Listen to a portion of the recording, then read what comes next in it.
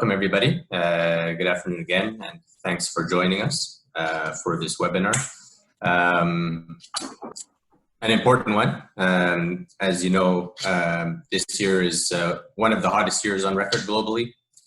Also, some serious disasters taking shape globally and in the region, in the Arab region as well, whether it's droughts or floods or coastal issues. So just reminding us again of the importance of climatic disasters for accelerating action on the Paris Agreement and the Sendai framework in an integrated fashion. So this is core to UNDP's mandate to support integrated solutions as the UN's lead agency for implementing grant assistance on climate adaptation and environment more generally. And we're pleased really to hold this webinar today to really explore a few cases and discuss more generally approaches to really integrating DRR approaches, solutions, risk-informed development into our local support across the region for NDC enhancement on the road to next year's COP26, critical COP26 meeting. Excuse me. We're pleased in that regard to note now 1 year since we launched UNDP's Climate Promise, which is a global initiative to support 100 countries around the world on NDC enhancement. And in the Arab region, we're supporting about 7 countries. We have grants ongoing, 7 countries in the region for that process. And in that process, we try to touch on thematic priorities, gender, disaster, innovation, inclusive growth, poverty, and of course, various other environment issues outside of climate as well, biodiversity, etc. Today's webinar will of course focus on the disaster angle, and we're really pleased to do this jointly with UN DRR regional office based in Cairo. And globally, UNDP and UN DRR has a new global MOU, and we have a new regional action plan in each of the regions globally, including in ours. So we would like to welcome our UN DRR colleagues, and thanks for jointly organizing this webinar with us. Today we're going to have, as you've seen in the agenda, some initial comments from our colleagues from UN DRR Regional Office, UNDP Regional Office, and we'll also have some important interventions and advice from our UNDP headquarters colleagues, both from our nature, climate and energy team and CE team, but also from our crisis bureau and our disaster risk reduction unit as well. And we'll also, the kind of the key star of the webinar, if you like, will be some of those really important cases and examples from our country work, our country offices in the region, but even equally important to learn from other regions. We have very important cases from other regions in Asia, Central Asia, and other parts of Asia, as well as, if I recall, Eastern Europe, possibly. So welcome again, and I'll leave it there. Good to see everybody, and I'll hand over to the next speaker, and looking forward to a great discussion. Thanks. Thank you very much, Kishan. Without further ado, my pleasure to pass the word to Walid Ali, Regional Climate Change Specialist based in Amman, and also our colleague from UNDRR, also UNDRR Regional Office based in Cairo. Colleagues, first, thank you. Thank you. Thank you, Leah. I will share my screen. Thanks, Julia. Thanks, colleagues, and good morning, good afternoon, good evening to colleagues, wherever you are. And I'm happy to present this overview of global and regional with my colleague from UNDRR, Fadi. And I will start with global disaster trends and climatic risk and natural disasters. Next slide, please. I think countries have been hit by disasters, and the recent report by UNDRR indicated that major economic losses have been triggered by climate change, and that value at around $3 trillion globally. And I think almost 80% of those losses are related to climate change. So the upward trend of losses is almost increasingly triggered by climate change. And the reported losses from extreme weather events, and I think have already increased by 2.5% over the last 20 years. And floods affect almost around 2 billion people globally over the last reporting period, I think 1998, 2017. And almost 1.5 billion people were affected by drought. And the disaster already triggered major human security issues and killed around 233,000 people over the last 20 years. Next slide. And average global temperature, I think, has increased over the last decades, and the last 4 years were the warmest in record, which is more than 1 degree Celsius above the industrial level, and we are already on a path to more than 3 degrees Celsius if no stringent climate actions are put in place. And the number of people at risk from floods, I think, will increase from the current level of 1.2 billion to 1.6 billion, and number of people will live with water stress will increase to 3.2 billion, which is almost half of the world population will be affected by drought. Next slide. And if you can see from this slide, the climate change is triggering more disaster losses, and you can see the curve of the period 1980-2017 of disaster losses is showing upward trend, meaning that more disasters, more losses, economic and in lives. So this trend will continue if no climate actions are put in place to prevent this trend from continuing and emerging. Next slide. And this is the distribution of shares of regions in terms of number of death and missing persons per 100,000. And it seems like Asia, Oceania, and Africa has the largest share in terms of number of death and missing persons per 100,000 over the period 2005 and 2017. Next slide. And drought is also emerging as a major disaster risk and increasingly triggered by climate change. And if you can see from this figure that more countries are exposed to more frequent and more intense drought spells and waves, and this will trigger more human security risk over countries that are fragile and crisis countries like in the Arab region, Horn of Africa, and many other countries around the world. And it seems like those countries that they have red colors are also facing and exposed to more recurrent drought risks. Next slide. And with increasing drought risk, I think that has triggered global rise in terms of hunger over the last decades, and with more than 100 million people facing hunger. And majority of those people are affected by drought, which has triggered loss in agricultural productivity and more people facing water shortages and water stress around the world. Next slide. Also, climate change trigger more displacement globally, with more than 30 million new IDPs in 2016. And almost 80%, 77% of those IDPs are driven by climate disasters. Next slide.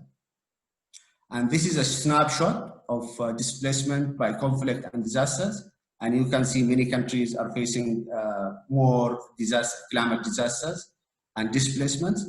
You can see India, China have almost more than 4 million people displaced because of climate disasters, and India as well because of the floods, etc.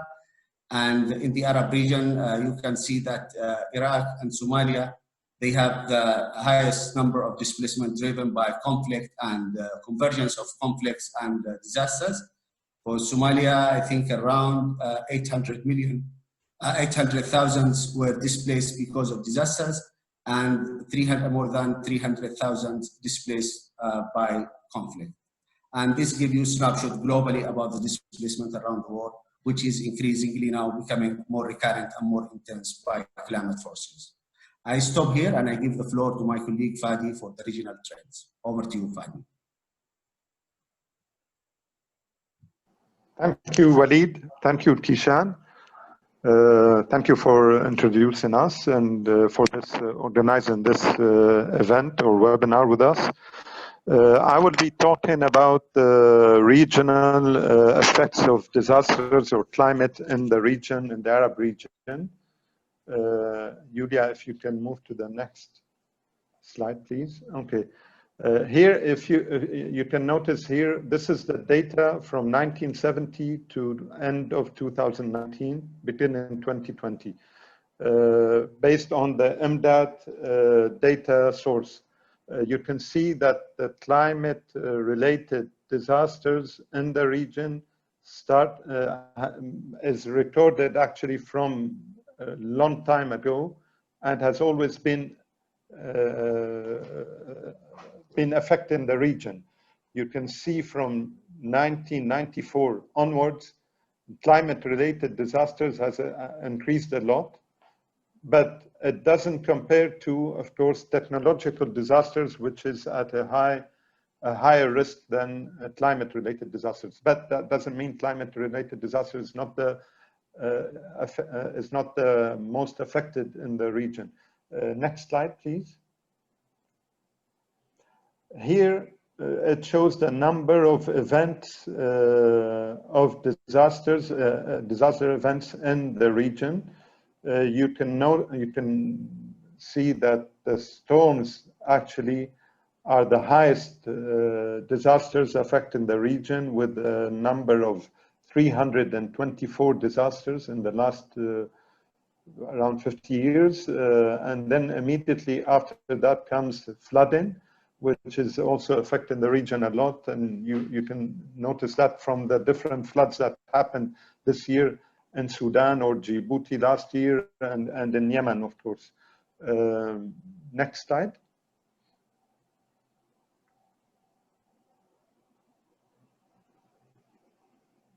Okay, here we're talking about number of deaths, fatalities caused due to different climate-related disasters. Here we're talking about drought. Drought is the highest number of fatalities in the region, which is around 189,000 in the region, whereas immediately after that comes floods, and then with 10,480 deaths in the past 50 years. Storms would be the third place, which is around 1,143. So storms is the highest number of disasters, but it's not the highest numbers of deaths caused due to a disaster. Can we move to the other slide, please?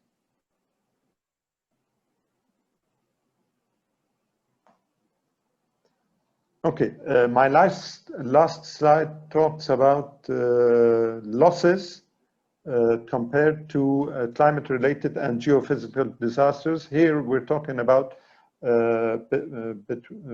high income,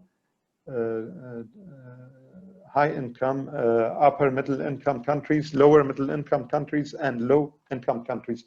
You can notice that lower middle income countries are the most most affected in number of disasters happening, highest in the deaths, and highest in the people affected or injured due to disasters. Whereas economical losses due to disasters is actually, it can show that the highest population are the low income countries, which is around 58%. I will stop here so that I don't go too much, and maybe we can continue later with other colleagues. Thank you so much. If there's any questions, me and Walid are available. Thank you very much, Walid and Fadi. Thank you for presenting and the scary actually trends and facts.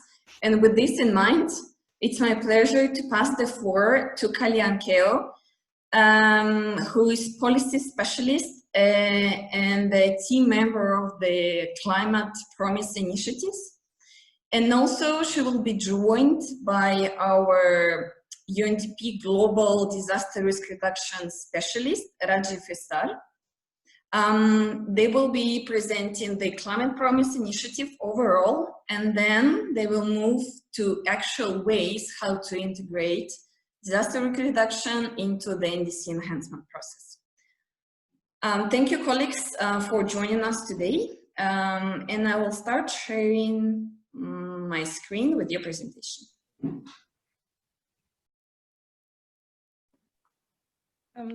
Thank you, Julia. Thank you, Juliet, and good morning, good afternoon, good evening, everyone. So I would like now to hand over to Rajiv first. We kind of switch a little bit. So Rajiv, please go ahead presenting this. Thank you. Thank you so much.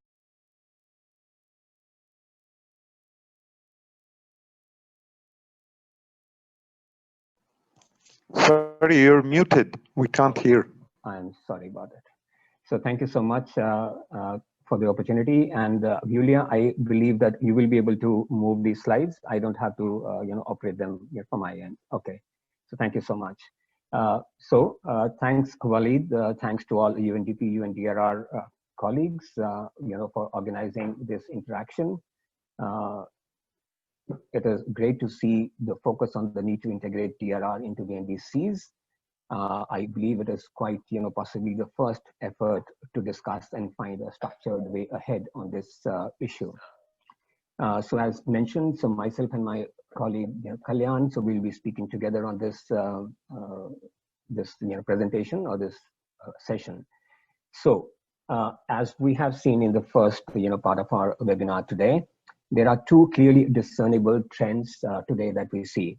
One, that disaster risk is increasingly climate centric, and second, that there is increasingly closer disaster development interface, or the disaster risk today is part of a development construct, how development is contributing towards that. Well, this has been recognized for quite some time, especially for the DRR community. If we go back quite a few decades too, even in the Yokohama strategy, there is a mention to look at the disaster development interface.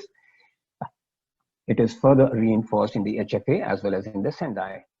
So this, testifies to the acknowledgement of this crucial dimension by the member states. And this, you see, is reflected in the GA resolution on the overall 2030 agenda too, which recognizes that frequent and intense natural disasters reverse much of the development progress, and that climate change and its adverse impacts undermine the ability of all countries to achieve sustainable development. So if we look at all strands of the 2030 agenda, and if we try to derive an overarching objective, it clearly tells us that it is to build the resilience of people, communities, socioeconomic assets, and to ensure the sustainability of development. If we look at all the different strands, this appears to be the essence of all our efforts as part of the 2030 agenda. Next slide, please. So the rationale. So we know it very well that there is a synergy between different strands of the 2030 agenda. We have moved to a different presentation. Yeah, thank you. There is a synergy between different strands of the 2030 agenda. And to quickly recap, SDGs have 6 targets, 6 goals and 9 targets, which have explicit DRR indicators, while there are over 25 others, with implicit DRR orientation. SDG goal 13 on the climate action has a pronounced DRR implication. Many of the indicators have specific DRR related targets there. And the Sendai framework's priority for action 3, which deals with investing in DRR for resilience, clearly tells us to connect risk to development. Next slide, please. So the links to the development. Risk-informed development is one of the 3 underlying principles of 2030 agenda, the other being the the agenda being indivisible and universal in its nature, leaving no one behind, and risk-informed development is the third key underlying principle of that. But it is based on a recognition and an experience from the MDG decade, where there were nearly 28 countries which reported that they were unable to achieve their MDGs because their efforts were hampered by disaster climate risks. That's why the need to integrate risk reduction into all our developmental efforts. And when we talk about this disaster development interface, the key thing to acknowledge and to notice here is the need at our part as DRR practitioners or implementers is the need to address risks to and the risks from. Many times in our approaches, especially as the DRR practitioners, we tend to address the first dimension, that is the risk to. So we tend to look at hazards or risks which are likely to threaten some of the socio-economic assets or people's livelihood, etc., etc. So this is the risks posed by natural hazards to a certain thing that we are trying to address and to mitigate. But at the same time, there is a need to address the risks from development. How do we do development? And much of this development now, which is taking place, there are a whole lot of emission implications, and that is further, contributing to global warming, further leading to greater and much intenser incidents of climate-induced disasters. So that's how the need to address both of these dimensions, the risk to and risk from development.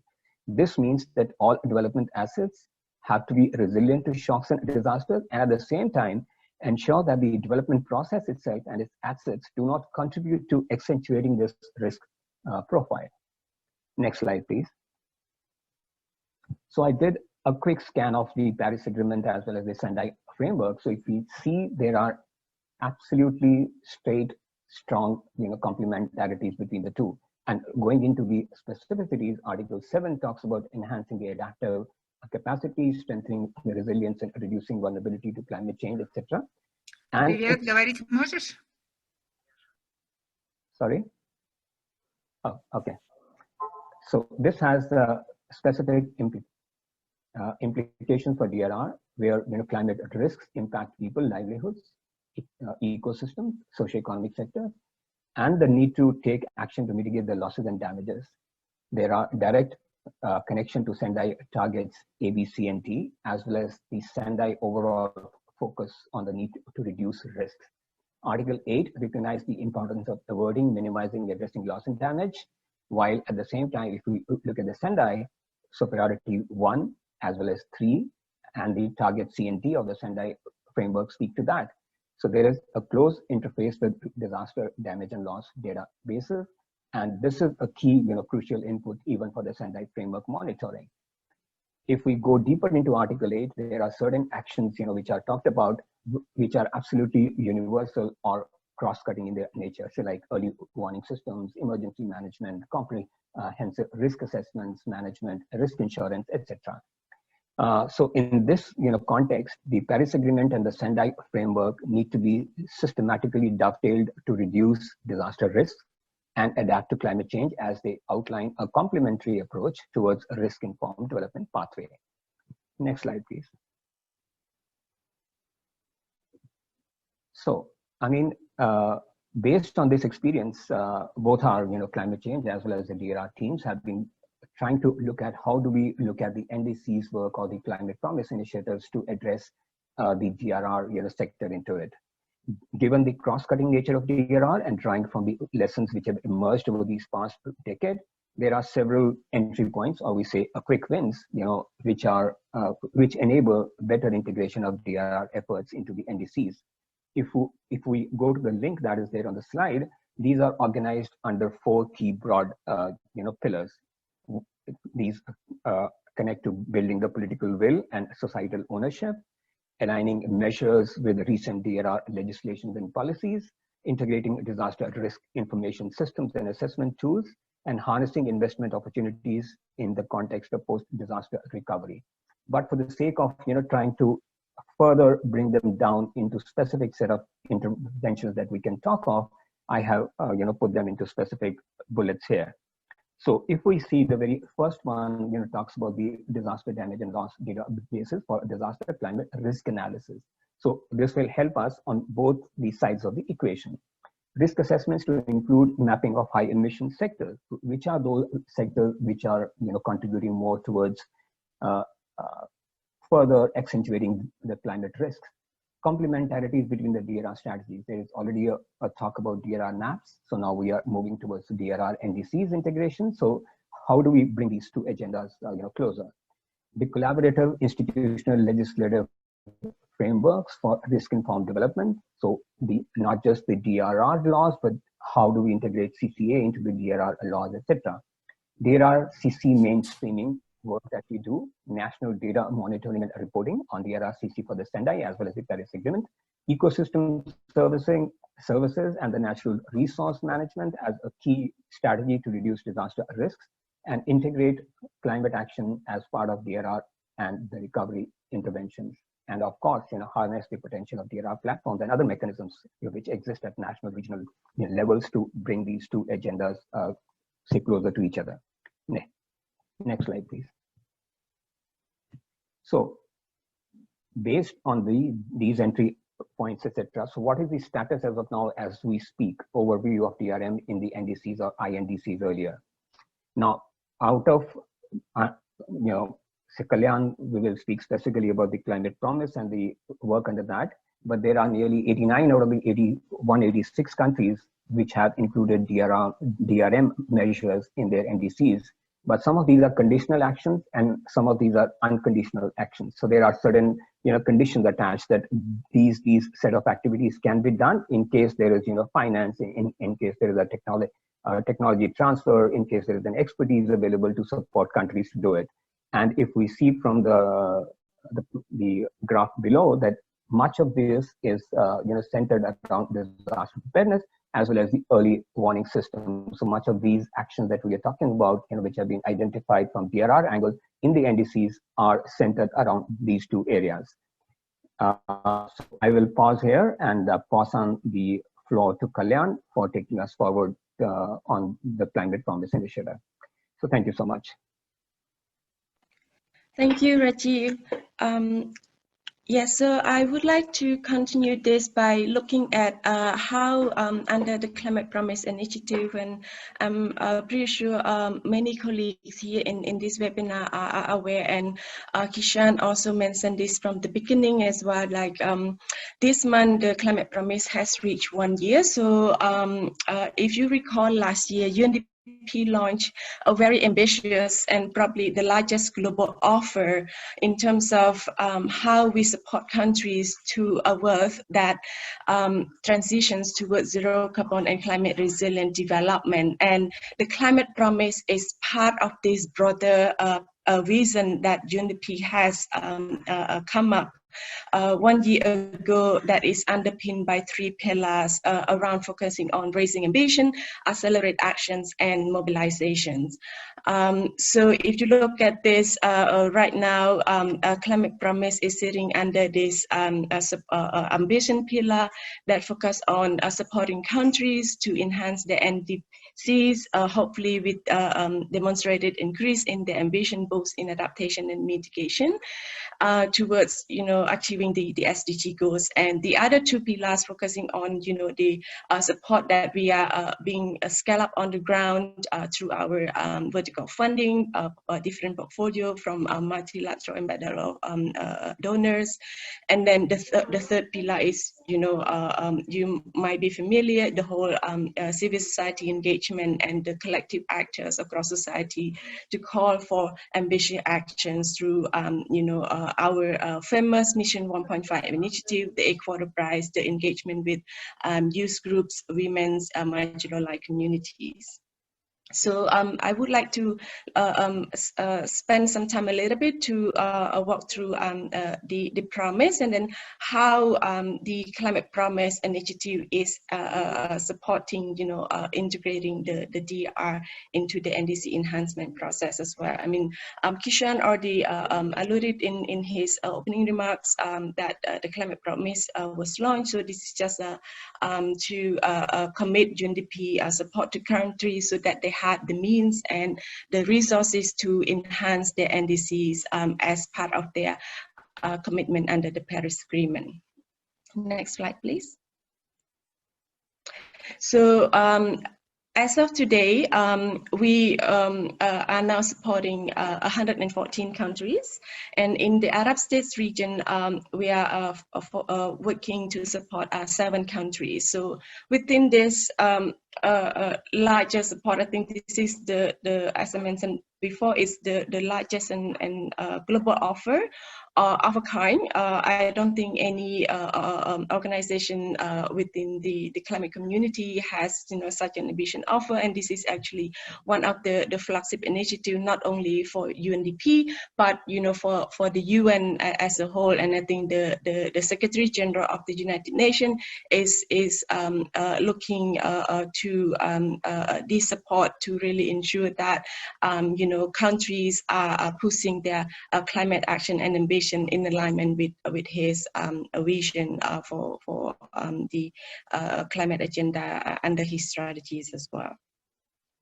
So next slide, please.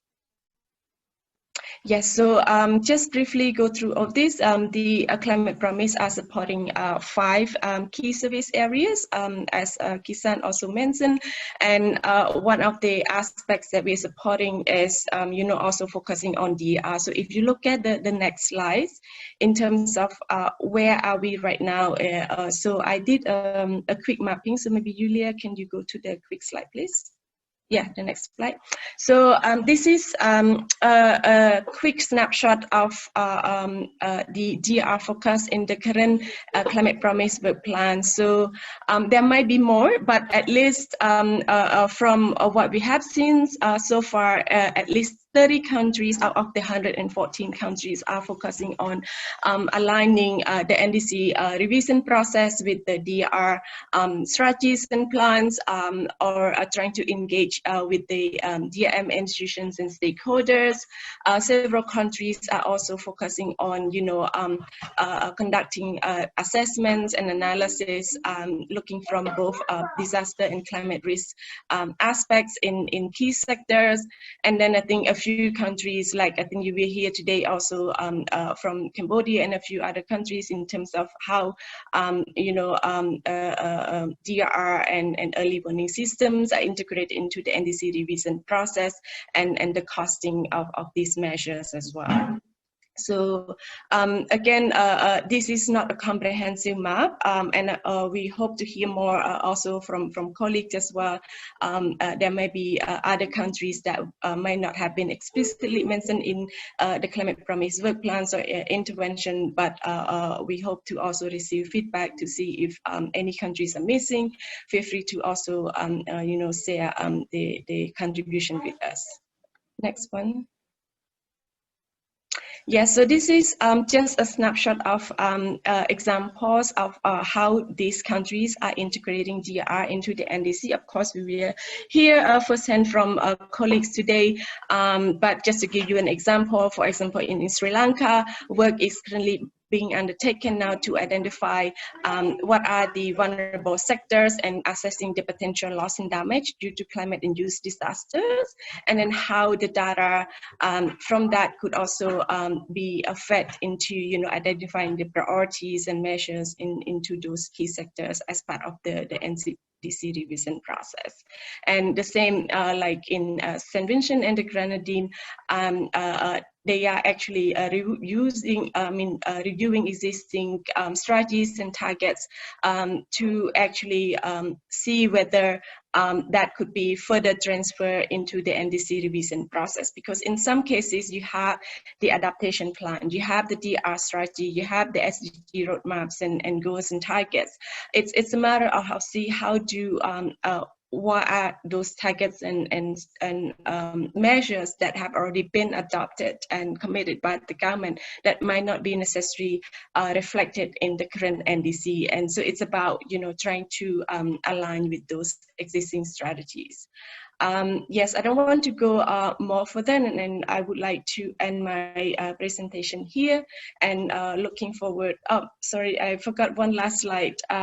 This is actually just for colleagues when we share the presentation. It's just additional resources that you would like to find out more, and hopefully that will be useful when you support the countries as part of the effort to integrate DRR into NDCs.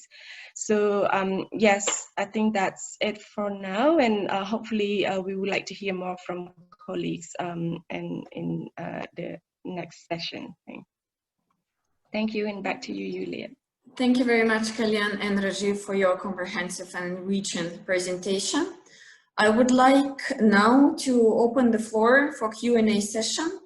Please kindly raise your hand if you have any questions.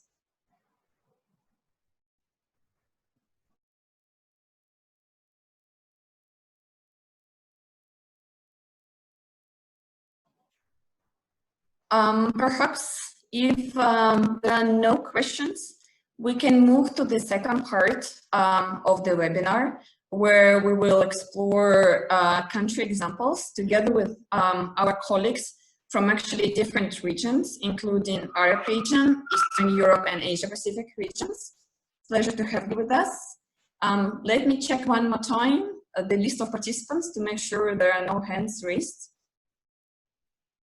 We will also have another Q&A session by the end of the webinar. So it's okay if there are questions come up, please leave them at the end. Now we will have our colleague Tariq Ulusam, who is UNDP Disaster Risk Reduction Specialist from Somalia. And he will be presenting the country case study on DRR integration. Thank you, Tariq. Are you with us here? Yes, we are. Thank you, Julia. And basically, it's good morning and good afternoon, depending where you are located. Julia, I thought that you will be moving the slides. Yes, I will be. Here.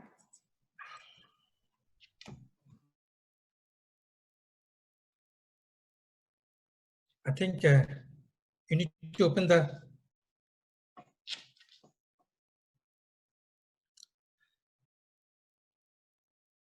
Julia, you need to open the presentation. Yes, sorry. I actually was sure that you saw the slides.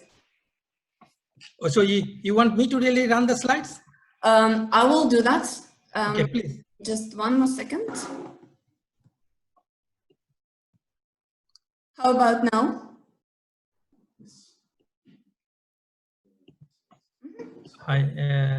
Yep, and now I see it. I hope everyone see these things. I think you go the first one.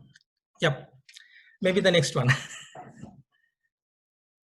Thank you. I think welcome, and it's basically a story of Somalia that I hope we will add to these discussions. As you know that when it comes to Somalia, it's basically a very high-risk country to recurrent disasters. Everybody knows that it's a conflict-affected country, but it's also true that it's a high-risk country. And in fact, at any given point of time, country is occupied in dealing with multiple crises, in different stages of response and recovery. If you ask me, what is the current state today? I can tell you that country is basically, while it's dealing with the pandemic COVID-19, it's also preparing itself for flood emergencies, and it's also recovering from desert locust, and drought is still a prolonged impact of that drought from 16-17 is continuing kind of things. So it's a bit of complex and nature of the crisis, humanitarian crisis, and frankly speaking, humanitarian response becoming a holding pattern in Somalia, where every year almost $1 billion+ is being invested on humanitarian actions, humanitarian response. It's not DRR. I'm not talking about DRR on that front, and it has a history of having a repeated cycle of famine and disasters. I think in 1992, as many as 300,000 lives were lost during this famine.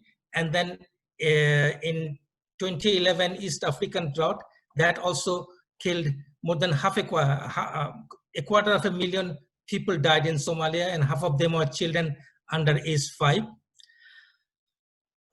Having said that, when it comes to development process in Somalia, I think the Paris Agreement for climate change, Sendai framework for DRR, as well as sustainable development goals, they have a strong reference to national planning and programming process. In fact, I think it's not only in Somalia, across the world is on a converging transitions since the agreement on Paris declarations, Sendai framework, as well as SDG. And it's a challenge at the country level, how at the country level, these 3 instruments are harmonized. And positive part is that globally, these 3 instruments recognize each other's. So that really gives an opportunity at the country level to have an appropriate alignment when they really develop their national development objectives onto it. So I think I'm going to, in the next slide, I'm going to make a presentations in Somalia. It happens that Somalia is one of the first country submitting INDC to the UNFCCC process. And then immediately after this Paris Declaration, I think the 2016 and 17 country went through extreme prolonged drought. And that pushed the country to again on the verge of another famine, which was averted finally with the concerted efforts by the government as well as the international partners. But that really helped Somalia to really awakening on the fact that this humanitarian response things cannot continue. We need to really look back and see how this current paradigm can be shifted. Towards that, I think in 2017, the government of Somalia has adopted national DRM policy. And this policy is a very good policy. It aligned with the Sendai framework. And even if I really go back, Hyogo framework of action, some of the things that were not taken up over here, and this policy is quite reflective onto that. And this drought assessment, the famine has led to the situations where there is a concerted effort by United Nations, World Bank and EU in partnership with the government of Somalia has undertaken a detailed systematic assessment called the drought impact and needs assessment. And that has led to the process of developing a recovery and resilience framework, RRF. And this RRF was basically an instrument that really shifted the focus from understanding that no country has to really reduce the humanitarian needs, and there has to be a focus on addressing the underlying root causes. In a conflict-affected countries like Somalia, it's very difficult to achieve, but there has been significant policy and planning milestones that has achieved so far towards that angle. Implementation level is still limited, but positive part is that all this DRM policy, DINA recommendations, and the priorities that has been identified in the recovery and resilience framework are adopted in the updated National Development Plan for 2024, and which was launched in this year. So, and then again, we also have another set of assessment recently when it comes to CCA, Common Country Assessment, that again really have a diagnostic tools were used where it came out that climate risk and disaster risk are very important in order to really build a resilience, in order to achieve resilience for the people and the communities in Somalia. The reason I'm showing this alignment because of the fact that this sequence helped NDC to integrate. So there has been a sensitization in place, there has been an agreement and understanding in place in the development process, and National Development Plan, updated National Development Plan has already adopted those risk reduction and measures, as well as RRF, that the priorities that has been identified, and now NDC is in the preparation stage, and it's an obvious that NDC is the new NDC that is going to be finalized in December and finalized and submitted, is going to really incorporate all these policy milestones that has been taken in the field of disaster risk reductions. Can we go to the next slide? I think this is an RRF. It's important to understand that the 5 key priorities that RRF has undertaken that are needed to really make the paradigm shifts towards reducing the humanitarian risk, but focusing on addressing the underlying root causes. One of them is durable solutions that address the displacement issues. Urbanizations, urban service delivery is another areas. Disaster risk reduction is the prime issues, as well as when it comes to sustainable access to sustainable energy is one of the areas that needs to be really that has been prioritized and way forward to make a shift, as well as the economic livelihood opportunities for the vulnerable populations. Can we move to the next one? I think Rajiv has already mentioned about the disaster and development nexus, which is very important. For the case of Somalia, it is also important to really build a nexus between humanitarian and development. DRR is being seen as a development instrument. It put a lens on the development process and addressing the underlying risk factors and determining and addressing the risk factors. But given the fact that 1 billion plus is being utilized every year in responding to the humanitarian situations, it's important that there is a nexus being built up. And this slides try to really portray how humanitarian response plan leading to is connected to this resilience and recovery framework, and then all those are now encapsulated within the new national development plan.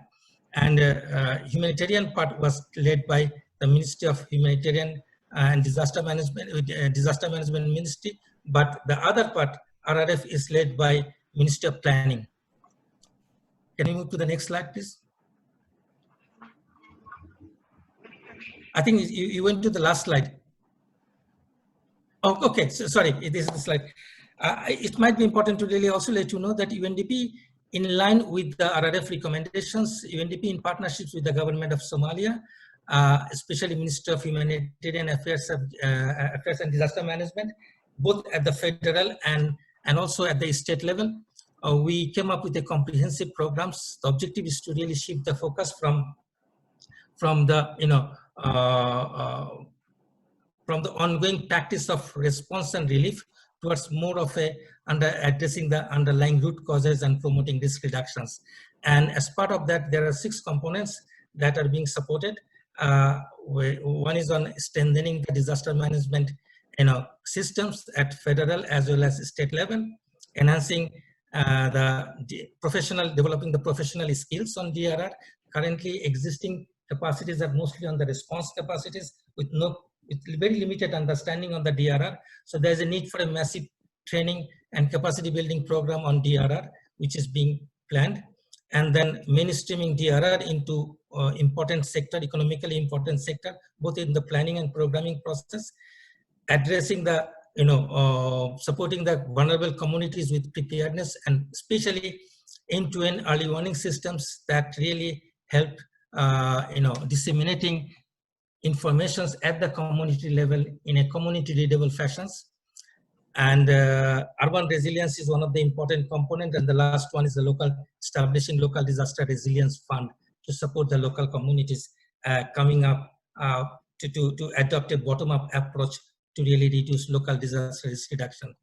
May I move to the last slide?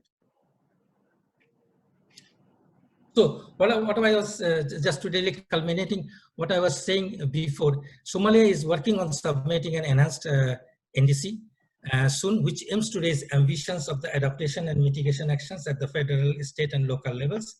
And it is, I think, when it comes to the process, I must say that it has adopted an inclusive approach.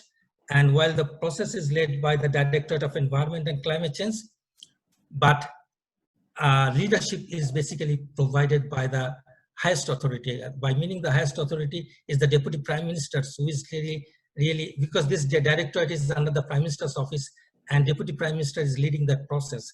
And the key participating sectors in the NDC process both at the federal and state level, including disaster management, water, energy, agriculture, livestock, fisheries, petroleum, as well as planning and finance. All these sectors are equally relevant for climate change as well as DRR kind of thing. So basically, there is a what should I say, perfect alignment when it comes to identifying the sectors that needs to be prioritized under the NDC process. And as I mentioned, NDC adopts a country-driven approach, gender-sensitive and participatory approach. And it provides opportunity to align and integrate DRR policy planning milestones achieved in Somalia over the last 5 years. As I mentioned, I saw the 6 sequences on that. It's important that being a hotspot country for climate emergencies, adaptation and DRR complement each other like two sides of the same coin. Okay, is time out? I'll be finishing very soon. I think this is one point that needs to be reflected. The reasons for DRRs is an obvious choice for integration in the INDC, because practically, you know, except few hazards like earthquake, DRR and at the community level, if we talk about DRR and if we talk about adaptations, it's almost the same set of interventions. That's the reality on these things. We may have a different set of parallel process at the international level, like UNDRR, UNFCCC, and we may have different ministries like Ministry of Environment, Ministry of Disaster Management, but at the community level is the same. So that needs to be taken into account. And NAP and DRR are basically to the development of NDC. It offers an opportunity to better integration of planning and budgeting, as well as a streamlined reporting process. Am I missing something? No, I'm so sorry. I would kindly ask Aliyah to for herself. I think there is a noise in this thing. Yes. Anyway, I think I'm very last part of the issues, the challenges. I think in many, like any other developed countries, there are quite a significant challenge. I think first challenge, I didn't really mention it at the beginning. Here, climate change is not only a major challenge like any other countries, but here is climate change is also a concerns. It really pushes people out of their homes and livelihoods away, and so once livelihoods are shattered, a large part of the innocent youth and those livelihoods comes in the hands of the terrorist group, because they offer better employment opportunity kind of things. So there is a very thin line over there when it comes to the impact of climate change and the way it trigger conflict. This may itself really trigger a major conflict onto it. And the second point is that at the state level, there is when it comes to the federalism in Somalia is very new, and there is a very, what should I say, it's not really having a consultative meetings where you can have local level representatives as well as national level representatives and reach an agreement. For some Somalia, it's a different case. In each of the province, sometimes you need to have a separate meeting to have a negotiations in terms of the policy objectives and alignments. So in terms of the process, it's a bit challenging and difficult, but I have seen that so far they are managing it properly and coming up in a manner where it's a kind of an unified approach are being promoted. And conflict context and recurrent crises have influenced the institutional culture on emergency mode, which I already explained to it. This is a country where you will find that dominated by the emergency mode with ad hoc decision makings, and getting NDC properly institutionalized with a long-term horizon sometimes find difficulties kind of things. But I think there has been a shift over the last 2-3 years where long-term priorities are being really strategically taken forward. Last but not the least, lack of resources continues to remain a major challenge. The implementation of the national plan and policies in Somalia largely depends on countries' ability to mobilize international assistance, and that capacity is very limited. With that things, I stop here, and I'll be open to really any questions during the question and answer sessions, probably at the end of these things. Over to you, Leah. Thank you very much, Tarek. Thank you, and for the great job that has been done in Somalia. Your presentation will be shared with all colleagues after the webinar. Thank you very much, and I'm inviting the next speaker from Cambodia. It's Muhi, who is a project manager in the field of early warning system and disaster risk reduction. Muhi, you will have maximum 10 minutes and start sharing your presentation. You will share my presentation. I will do that because I have some other things to show. I think I've already started. Can you see the presentation? Not yet. Okay. It will be better if I can share, actually, if I'm allowed to share, because am I allowed to share? Sure. Then I will need to make you a co-host. It will take if you can. time. How about now? Okay. Okay, great. Yeah. So, good day, everyone. My name is Muhi Usama. I'm a DRM specialist at UNDP Cambodia. I'm managing early warning system and DRR portfolio. Just gonna share you how we work in Cambodia in terms of integrating DRR and early warning system into NDC. I start by sharing. I think the presentation which I'm going to share is a translation of what is one particular slide that Rajiv and Kalyan shared earlier on the Paris Agreement and SFDRR. So I think what we exactly that's the starting point that we did in Cambodia. We're looking at the global agreements. And then how we include that, how we translate it into local actions and include that into the NDC. So if you can go to the next slide. And also, we've been quite, I think Cambodia is quite interesting in positive side in terms of preparedness, because at policy levels, we have the climate change working group with the government, interministerial working group, and then at the country level, at UNDP in Cambodia places their specialists or the people like me into the corresponding ministries. I'm myself sitting at the Ministry of Water Resources and Meteorology, as well as serving for National Committee for Disaster Management. And with our direct engagement with the governments, we have been quite instrumental in assisting them in producing the national action plans for disaster risk reductions. We recently developed a national framework for DRR 2019-2030. Usually it's 5 years actually, but thanks to our advocacy, we made it 2030 so that it is aligned with the SFDRR target. So reporting for SFDRR would automatically be reporting to the national progress of DRR. And under this long-term framework, we have also a national action plan for DRR. So the first thing that we did at the country level is ensuring that we are policy prepared, policy-wise prepared. So we prepared the national frameworks and also the action plans.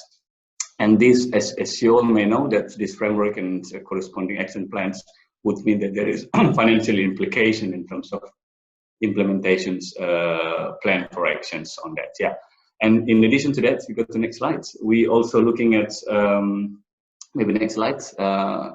We're also looking at other priorities of governments because the issue of mainstreaming DRR and early warning systems into the government policies is a trend in many countries, including Cambodia. So each country's through their whatever called policies, there are actually intersections of DRR and early warnings. And this is an example, an excerpt from our DRR 5-year working plans.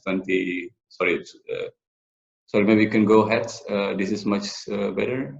Yeah, this is the new DRR framework. So we have 5 strategic objectives under which each of which has priority programs. So it's very much related to Sendai language. It actually helps us into monitoring it because in a way, one way or another, it's a voluntary obligation for Cambodia to report that. I'm not gonna read it because I think this is a familiar language. I think the challenge of this is to translate it into the local actions and how we put it in the target in terms of financial financial aspect. Yeah, you can go. And another thing that we do, you can go next slide, please, Julia. We also unpack the related national policies and plans in Cambodia to see how much DRR and early warning systems is integrated into the agriculture sectors, into the Ministry of Environment, and also into the overall climate change action plans in Cambodia. And then we find a lot of intersections of the priority programs, which means that they are that is one of the criteria on pointing out or advocating more particular actions for NDC. So we're looking at the similarities of the targets and also the financial requirements of different various ministries. Yeah, I'm just going to go straight. Next slide. So this is an example of DRR in agriculture. This is the latest versions on that. I think they're still updating the DRR. So we're looking at, we unpack the contents of plan for action for DRR in agriculture, and we're looking at the similarities of other plans in other ministries. If you go quickly to the next slides. Yes, and this is a climate change action plan of Ministry of Environment and with a financial estimation of budgets. I'm not gonna mention how much have been acquired to implement this, but it's just to show you in terms of planning processes. On the next one, we're also looking at the National Climate Change Committee under the Cambodia Climate Change Strategic Plans 2014-2023. I mean, most of them are framed into a bigger framework of language, but if we dig deeper into the action plans, I think there are again similarities on that. And then we mentioned to the National Climate Change Committee, we mentioned to the different ministries about our findings on how we go to the NDC processes, because everyone is quite, they knew but there are in an early warning system, but they are not quite sure about the inclusions of or their inclusions into the NDC. So this is one of the ways on how we advocate what we're going to present for the NDC on DRR and AWS. Yeah, you can go slide next one, Julia. Yeah. Okay. Interesting things also that's under the Cambodia Climate Change Strategic Plans. There is objectives. Each ministerial's objective under on the climate change. So, for example, in here we have the Ministry of Environment and then Ministry of Agriculture. If you go slide next one again. We have this Ministry of Mining and Energy, Ministry of Health, Ministry of Public Work and Transport, Ministry of Rural Development, and so on and so on. So we look at these priority actions, and then we go to each ministries through ministries focal points and to ask them what exactly have been done and what they want to achieve, and then we help them actually collect the information through the parliament on integrating all these strategic plans of each ministries. Yeah, if you go again, yeah, it's the same things basically. So under the strategic climate change strategic plans, we have a particular plans, and then under which there's a specific ministry objective to achieve on that. Yeah, and then we cater then on this. So yeah, I mean, I just show this. Yeah, you can go ahead until the slide. Yeah, so so this is the process of how we propose, because there are questions on how do you propose actions for DRR, how do you propose actions on early warning systems. Again, DRR and early warning system in Cambodia are managed by two different entities.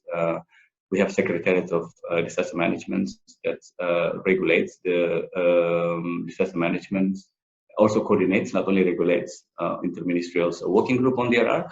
So we have come up on four adaptations actions. One is the well, you can do that. I think hazard and vulnerability assessment, the usual things. That's the first thing that we need to do, and then multi-hazard early warning system. I mean, we developed this in the parallel sections with the early warning systems, so that we see the purity of the proposed actions, and then we have done it through the consultations with not only with the ministries but also with the development actors in Cambodia. We have UN working groups. We have DRR working group in Cambodia, which UNDP also administers, and so we come up with that. And then next ones, yeah, and so basically it's from vulnerability assessments to community-based early warning system. And then there's activities that if you go back 2 slides, there's activity that I mark green in here. Previous one, Julia, please. Yeah, I mark it because we identified it actually in Cambodia. Interestingly, people mentioned about early warning systems a lot. So that's why we include this into this DRR NDC.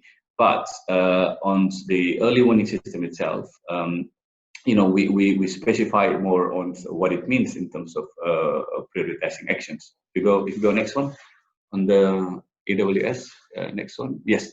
So so the first thing that we have come up is that establishing the nationwide hydromet monitoring network and data transmissions.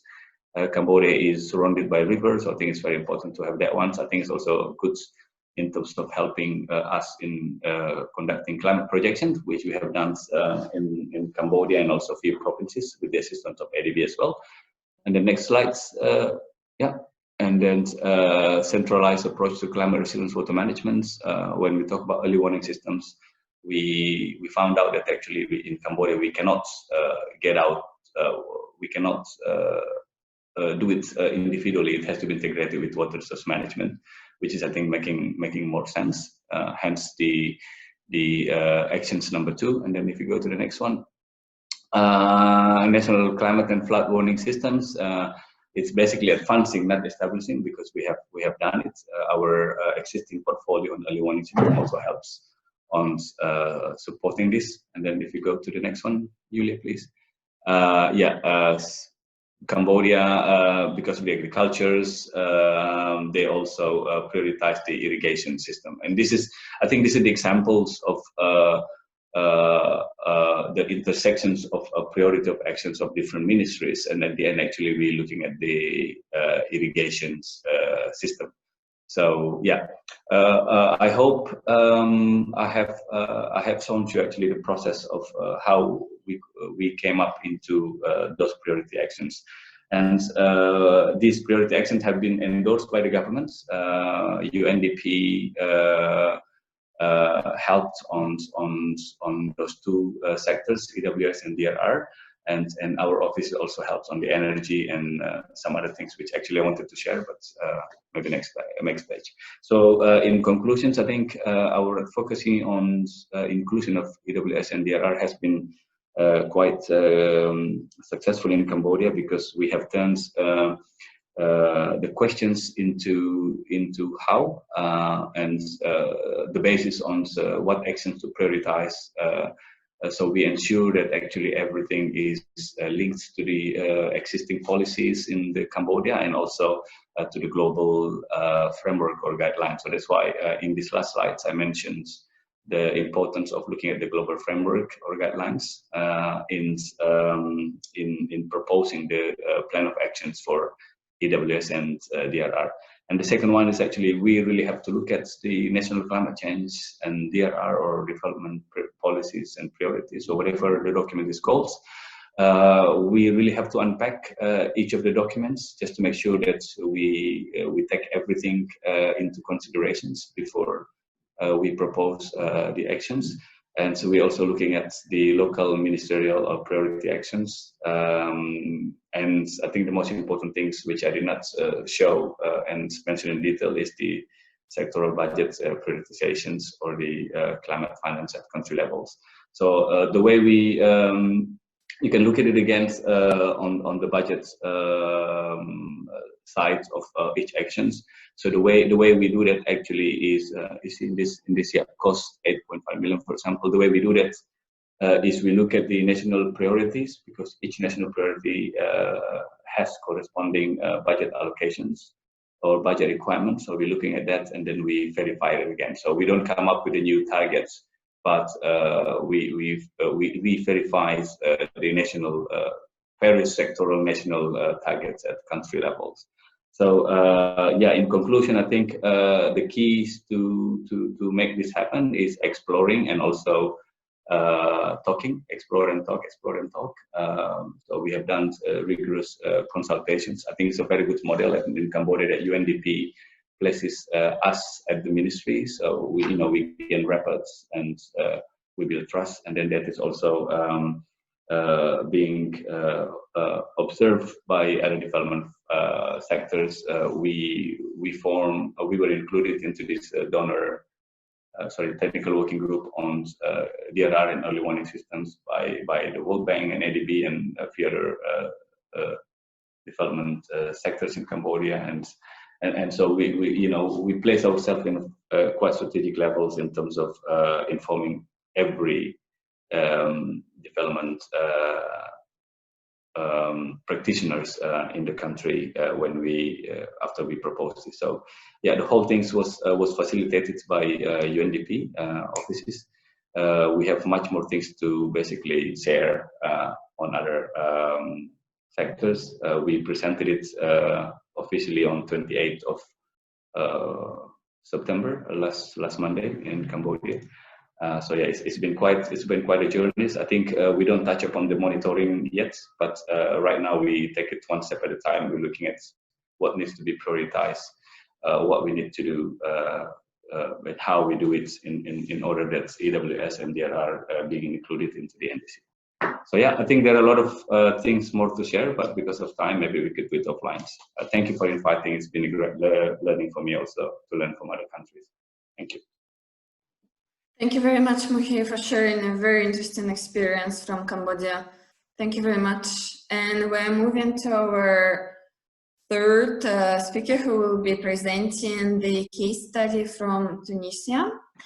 It's Fadel, who is UNDP Technical Advisor for Climate Change Adaptation. Fadel, are you with us?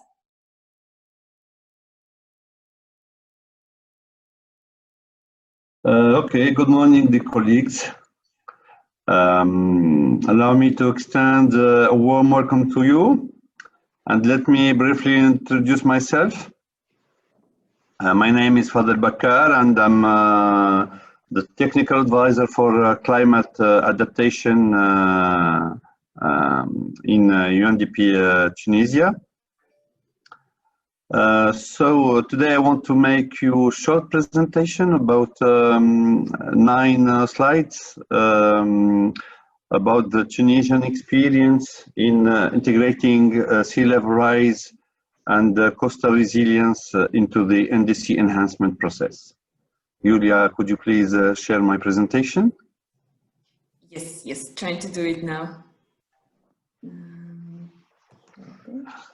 My presentation is divided in 4 parts.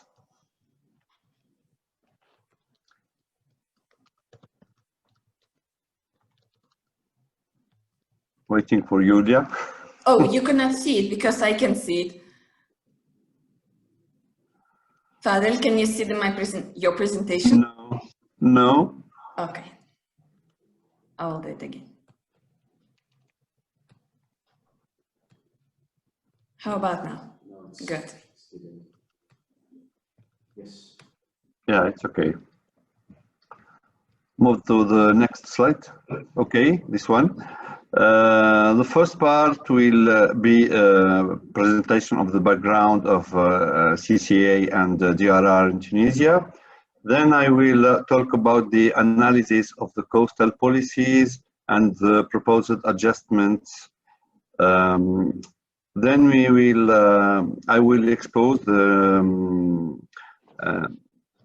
how we are building an approach to addressing multidimensional aspects of risk in coastal zones. And finally, I will have a look on the process of integrating climate change adaptation and DRR in the NDC of Tunisia. Next slide. Julia, okay. Before 2013, in Tunisia there was a limited dynamic around the reflection on the future of disaster risks reduction, and which with 2013 we started the establishment of this inventor database of disaster damage data for the period of 1983 to 2013. And it has therefore become absolutely necessary to reform, among other things, the institutional and regulatory framework governing disaster risk reduction and climate risk in Tunisia. Indeed, in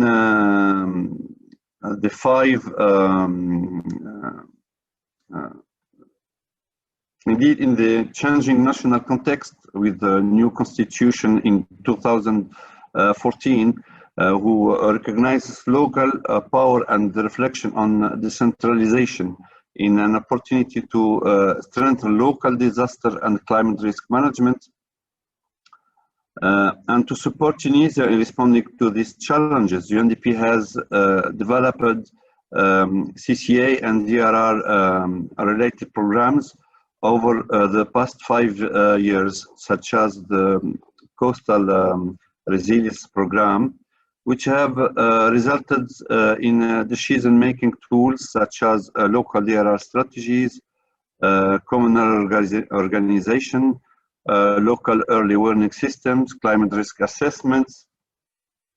And in this next period, the theme of DRR and CCA remain a pillar of the next CPD 2021-2025. And to this end, a new DRR program has been developed to target national and local capacity building for DRR in Tunisia. Next slide, please. I would like to move and to speak about the analysis of coastal policies and the proposed adjustments to integrate CCA and DRR.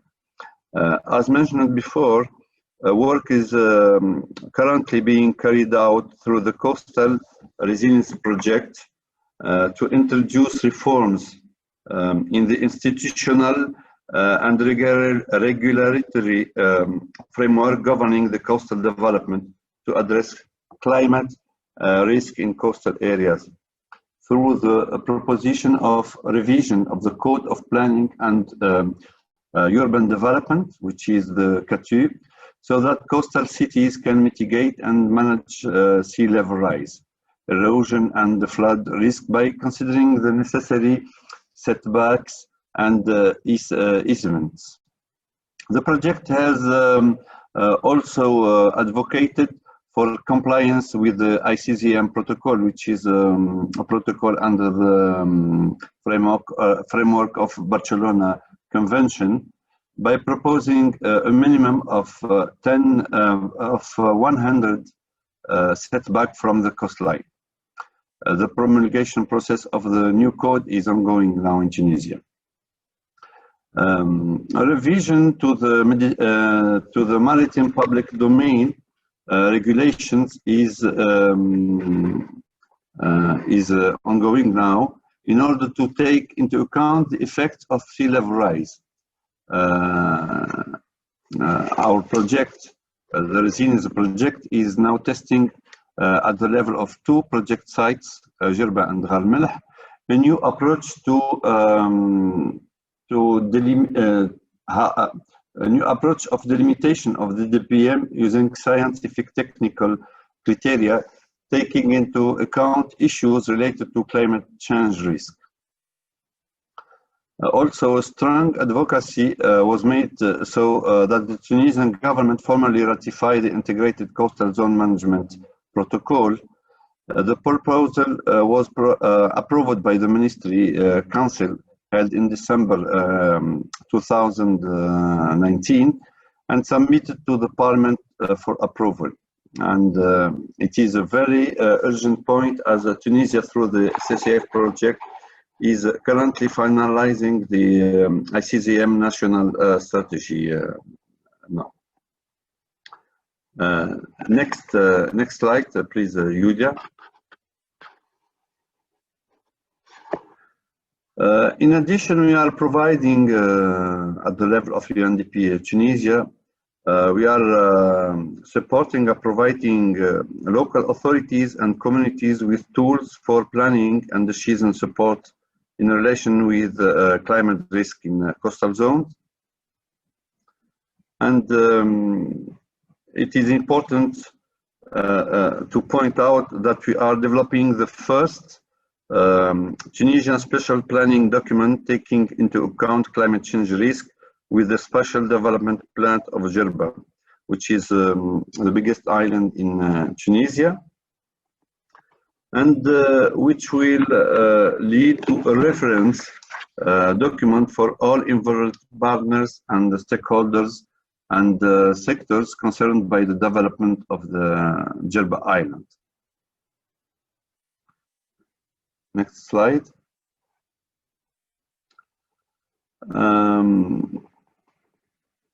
We are providing tools for authorities for planning and decision support in relation with climate risk. Tide gauges and buoys are implemented to strengthen the extreme weather forecast database of the Coastal Protection and Development Agency's Observatory, and to support the season for development planning. It is the first time that the national partner receive real-time meteoroceanographic data, and we are introducing soft and innovative techniques too, and these techniques are introduced and tested at the scale of Djerba Island. We are setting up ganivels long 1 kilometer to reduce the intensity of storms, in particular to reduce the impact of the intensification of coastal erosion and coastal infrastructure.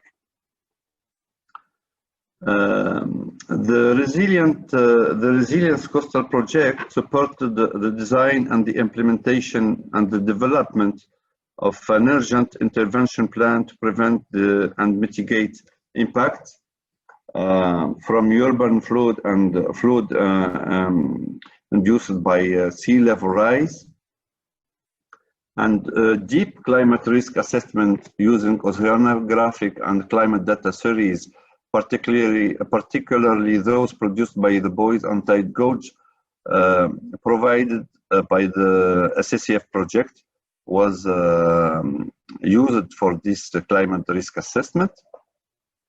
And now we are implementing an early warning system to prevent risks of emerging disasters, and to show how to raise the alert is in these project sites. Next one, Julia. If you look at this slide, you can see an overview of UNDP support for the mainstreaming climate change adaptation and DRR in the NDC.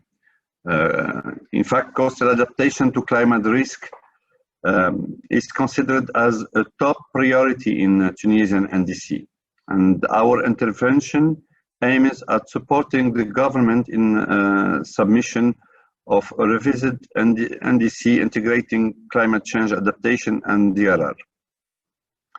UNDP Tunisia is working with key partners as like Ministry of Environment, Ministry of Equipment, to support Tunisia in the reinforcement of CCA and DRR efforts by adopting legislative and regulatory adjustments, as mentioned before, K2, DPM, and ICCM, in view of building a comprehensive resilience approach in coastal zones that addresses multidimensional aspects of risk. UNDP Tunisia is providing technical support to strengthen harmonized policy, advocacy for ratification of the protocol, ICCM protocol, like mentioned before, and mainstreaming CCA and DRR international sectorial policies. The provision of planning and decision support tools for local authorities and communities in relation to DRR, like the development of emergency response plan for climate risk in coastal areas and the establishment of early warning systems. And finally, considerable efforts are being made to promote a culture of risk prevention through the capacity building and awareness raising. That brings me to the end of my presentation. Thank you for listening and for your attention. The floor is for you, Julia. Thank you very much, Fadel, for sharing your experience. And without further ado, because we're running out of time, I would like to give a floor to Veronica to present the experience from Moldova. And I believe it's an exciting case because Moldova was among the first countries that submitted the indices this year. And I will start sharing my screen.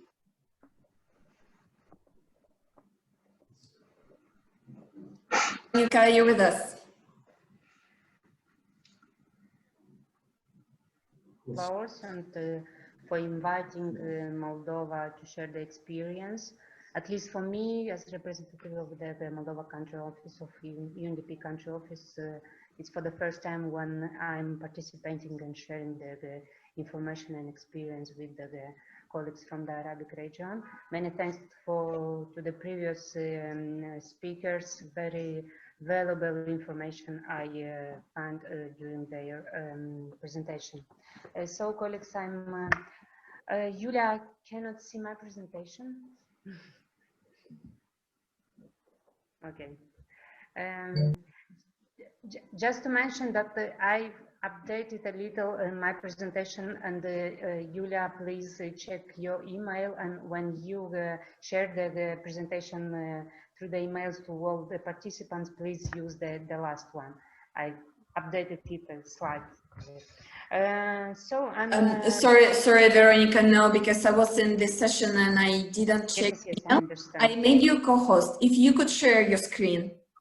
It's not so principal because the updates are not significant, just slightly. But anyway, when you share the presentation via email to all the participants, please use the last one. Thank you a lot. I'm sorry for this. So, colleagues, I'm Veronica Loputenko, and I'm representing UNDP country office and being the project manager for the EU for Climate project. This is a project which helps government for 6 Eastern Partnership countries: Armenia, Azerbaijan, Belarus, Georgia, Moldova, and Ukraine, to take action against the climate change and towards a low emission and climate resilient economy. Next slide, Julia. Thank you a lot. Just a short overview of the climate change, Moldova's climate change international commitments. In 1995, UNFCCC was ratified by Moldova. In May 2017, the Paris Agreement was ratified, and this this was preceded by the NDC submission in September 2015.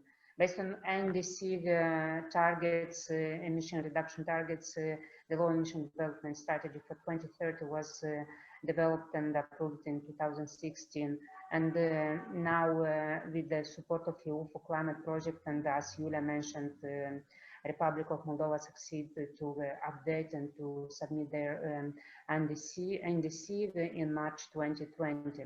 And based on the new enhanced target for the emission reduction of the greenhouse gas emission established in the updated NDC, the low emission development strategy at the national level will be updated also with the support of the EU Climate Project. In the next slide, Yulia. So this is a slide which shows which are the institutional arrangements related to the climate change and disaster risk management.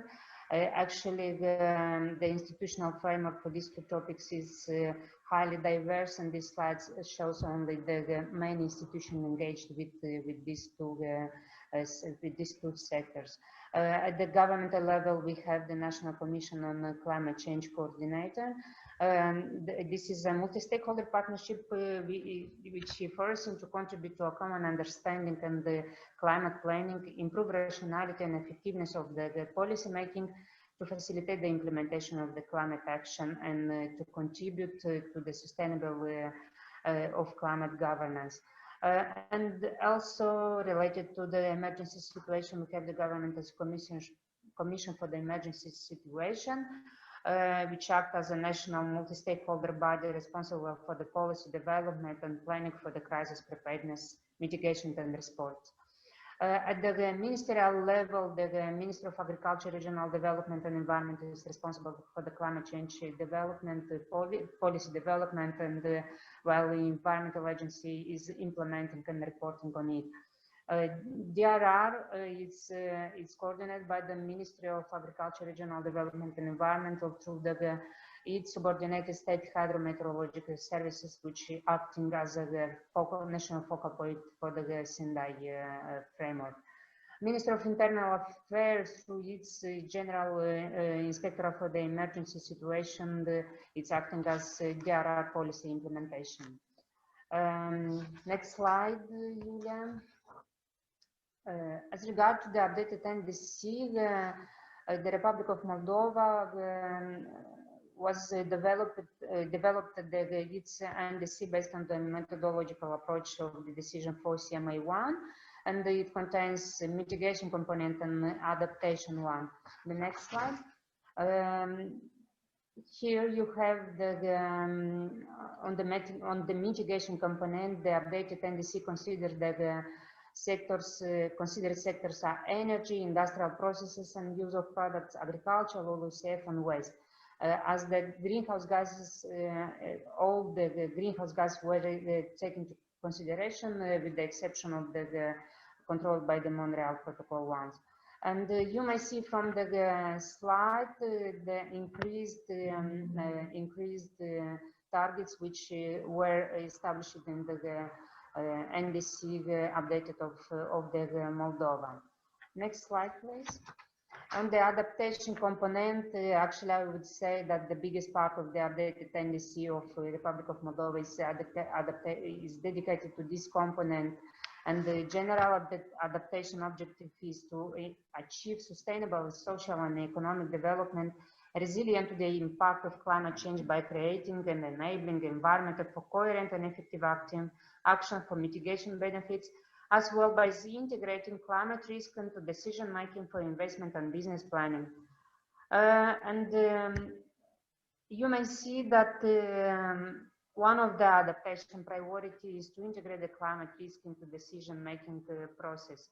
And in the same time, the disaster risk management is one of the sector where the specific adaptation objectives were established in the updated NDC. The next slide. Here you have some information regarding the natural and technogenic emergency which took place in Moldova. during the period 1997-2019. An analysis of the data shows that compared with 1997, in 2019 year, the number of the emergencies increased by 3 times. And as some statistical information is that on the first half of the 2020, the losses of money as a result of the emergency situation were more than 1.5 billion lei.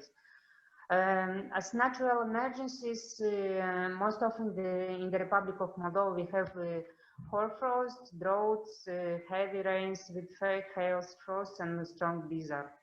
And they are becoming more frequent. This is largely due to the climate change effects. In the past 15 years, the profile of natural emergency has been dominated by floods and droughts that have the greatest impact on the economic of the Republic of Moldova.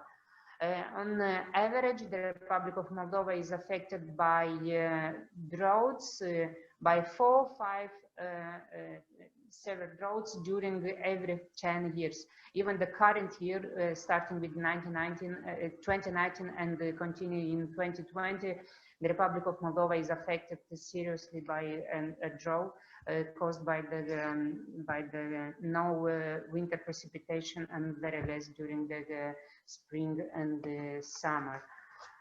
Next slide, Julia. I have to mention that I've seen in the previous presentation that many of the countries presented their strategy on disaster risk reduction. For the current period in Moldova, there are no such a strategy, but different assessment of the vulnerability and risks under the disaster risk reduction were performed within different international projects. During 2013 and 2016, UNDP implemented disaster and climate risk reduction project, which contributed to increase national ownership and leadership for disaster resilience through the better coordination capacity, awareness and knowledge and innovative technology transfer. Within this project, the risks and vulnerabilities were assessed as a key element of disaster risk management concept. And you may see on the slide which are the risks and vulnerability which Moldova is facing. Next slide, Julia. Some of the key aspects on damage and loss assessment. The post-disaster needs assessment system in Moldova is in immature stage and is predominantly focused on the direct damage assessment.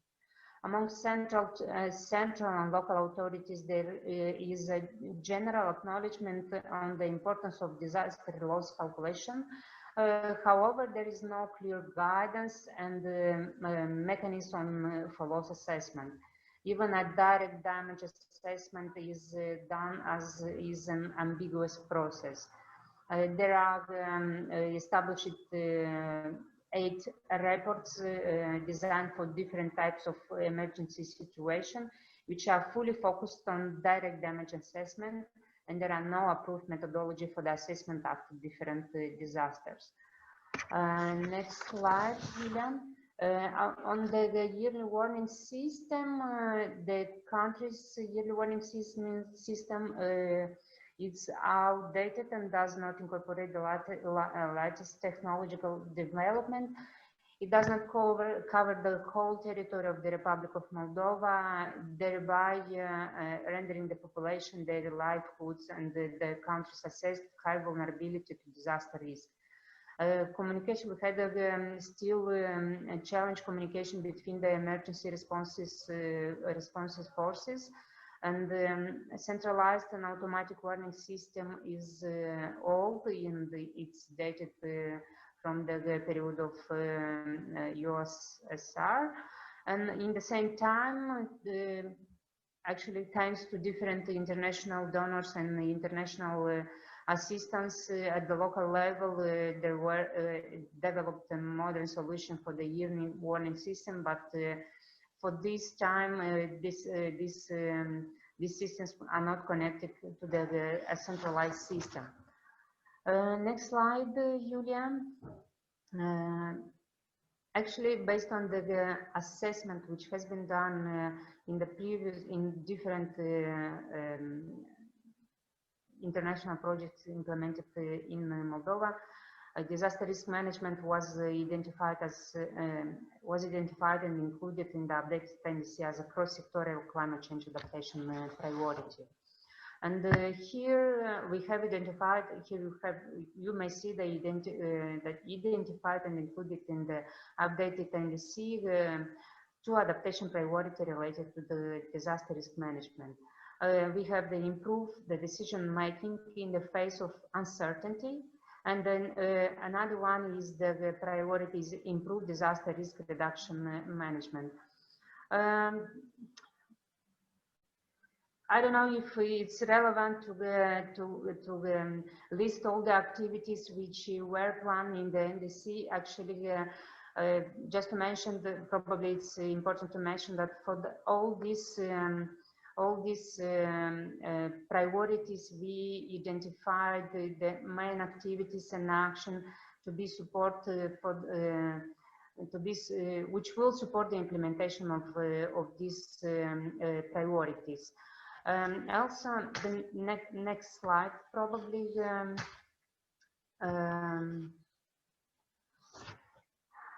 climate information and access to it is definitely also a priority within the disaster risk management, and it was included also in the updated NDC of Moldova.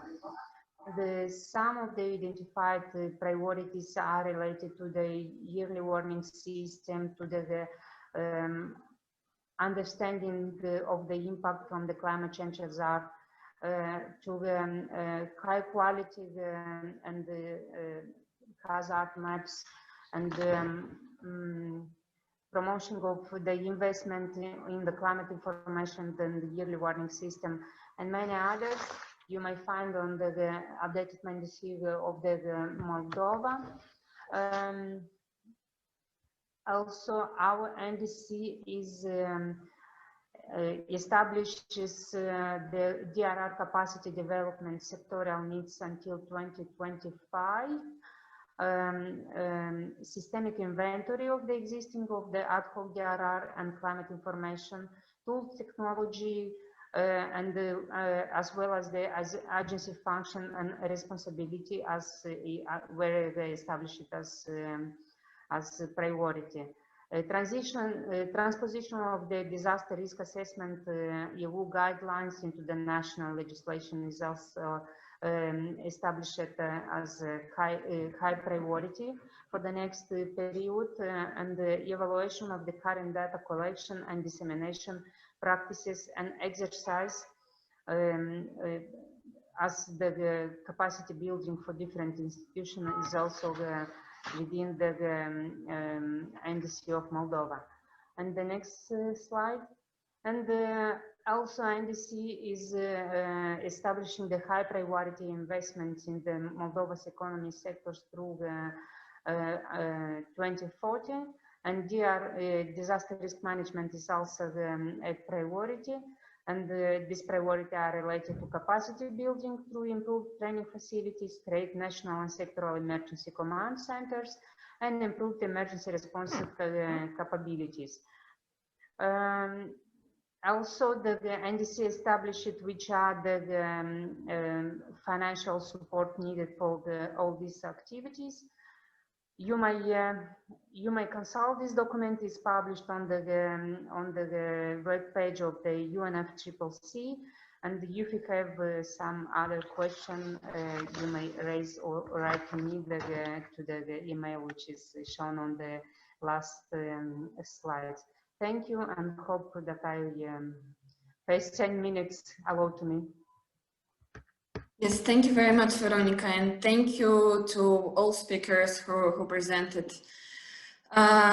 today. We have just a few minutes left, but I would still like to open the floor for Q&A session.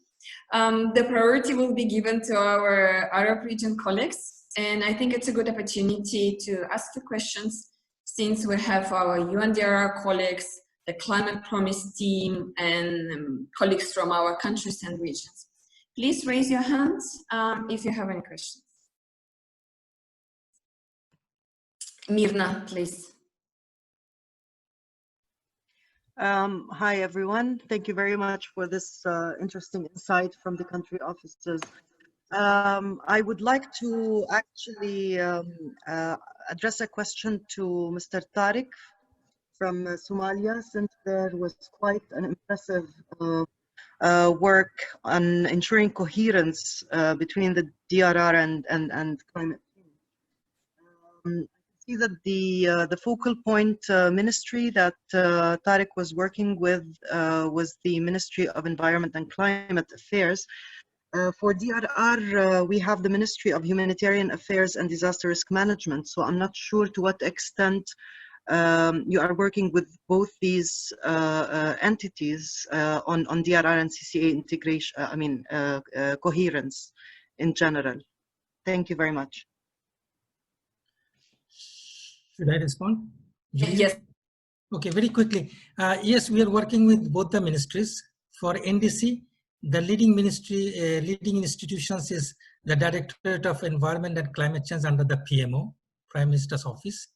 But if you really look into my presentations, there are participating ministries into this NDC process, and Ministry of Humanitarian Affairs and Disaster Management is one of the leading participating ministry into the NDC process. Other than that, when it comes to our disaster risk reduction capacity building projects, the Ministry of Humanitarian Affairs and Disaster Management is the lead counterpart for that projects. And since both the process NDC and DRR capacity building is really led by UNDP in coordination with other UN agencies at the country level, we try to ensure that the horizontal coordinations at the government level and also vertical coordinations when it comes to state level are maintained, kind of things. Over.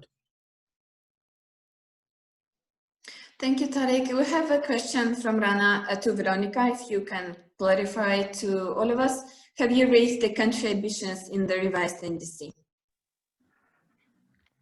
Yes, there is a slide where I'm showing the difference between the targets established in the first NDC and the updated NDC. Let me find the slide and tell you that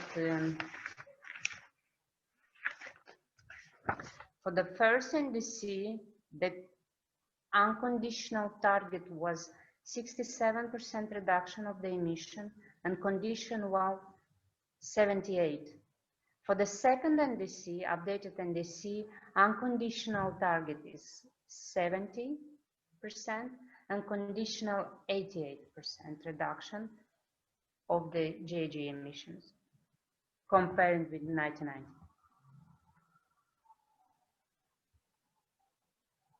Okay, thank you very much. I hope it answered Rana's question. Any other questions, please?